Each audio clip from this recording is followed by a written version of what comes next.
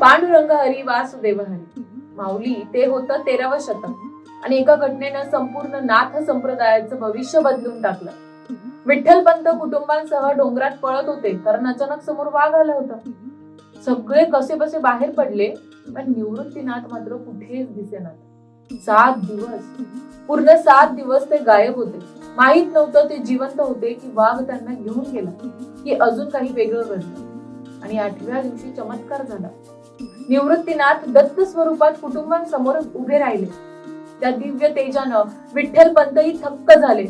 पण खरा प्रश्न तर इथेच निर्माण होतो, त्या 7 दिवसांमध्ये निवृत्तीनाथ कुणाला भेटले? अंधाऱ्या गुहेत बसलेले ते स्वामी कोण होते? आणि त्यांनी निवृत्तीनाथांना जगातील दुःखी जीवांना सुखी कर अशी आज्ञा का दिली? ही कथा इथेच संपत नाही. ही घटनाच पुढे वारकरी संप्रदायाच्या स्थापनेचं बीज ठरली. संपूर्ण कथा जाणून घेण्यासाठी पूर्ण व्हिडिओची लिंक कमेंट बॉक्स मध्ये आणि बायो मध्ये दिली आहे.